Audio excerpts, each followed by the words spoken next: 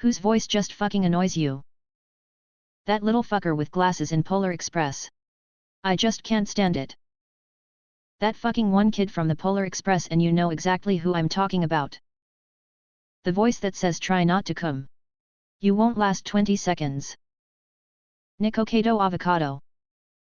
Literally any YouTuber whose videos are aimed for kids. My mom when she's drunk. My mother-in-law. It's an exact stereotype of the chain-smoking alcoholic old lady. Why? Because she's a narcissistic chain-smoking alcoholic. Edit. Thanks for the awards, kind strangers. Top comment is now about how shitty my mill is. Could be worse. My voice when I hear it in any sort of recording. DJ Khaled. James Charles, his voice is so grating. Nancy Grace. Edit. Thanks for the awards, friends, glad to see the majority feels the same lol. Trisha Paytas. Everything about her is an absolute train wreck. Morg's voice annoys the hell out of me. Today we are going to be swimming in ice-cold water. It's a tie between those stupid AI voices on TikTok/Insta Reels and that goddamn Unu song. Every time I hear it I want to launch my phone into orbit. Who is a good comedic actor that ended up being a great dramatic actor? John Goodman. I've noticed a lot of actors from Breaking Bad mentioned. I believe Vince Gilligan said in an interview that it was on purpose. His reasoning is that if you can do comedy you can probably act, and drama is a lot easier to act than comedy. Would Michael Keaton count? Gene Wilder. Bob Odenkirk. Olivia Colman. Kurt Russell was a Disney comedy actor for about 10 years until he did a TV movie about a mass shooter, then hooked up with John Carpenter. Calculin. Bryan Cranston. Hugh Laurie. Went from a bit of Fry and Laurie to Blackadder and then out of nowhere, House MD and then again with Night Manager. That man knows acting. John Lithgow. Bill Hader has been good in Barry. Woody Harrelson. Great on Cheers and now has had several Oscar nominations. Bryan Cranston. From rollerblading to blowing people up.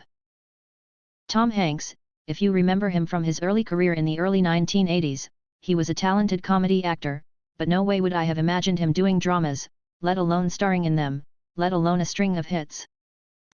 What in Harry Potter did you think it was magic but later realized it was just British?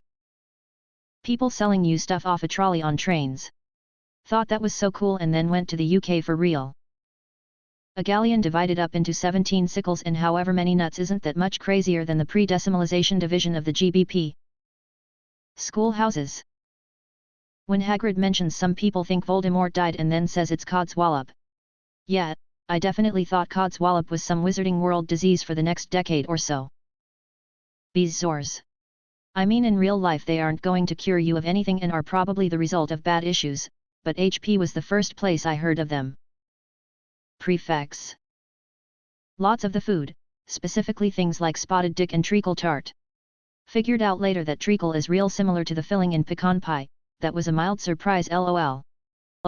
Filch punting students across the swamp in the corridor. I had always pictured him kicking students one by one, like a football. Learned instead that it meant to take them over in a pole boat. As a teenager reading the books, Spotted Dick. Didn't know what to think. Related but more opposite story.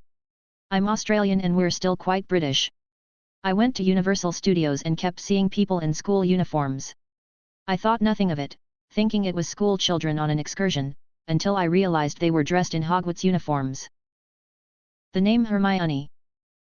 Argus Filch. When you first meet him, you just assume that he's magic, because he works at Hogwarts. But he's not magic. He's just British. The entire notion of parents shipping their kids off to school for 7 years or whatever. Casually offering your guest an entire pie. Turns out, little pies are common there, and I am jealous. I want little meat pies for snacks. Edit, word on the street is, mince pies do not contain meat. I still want meat pies. Christmas crackers.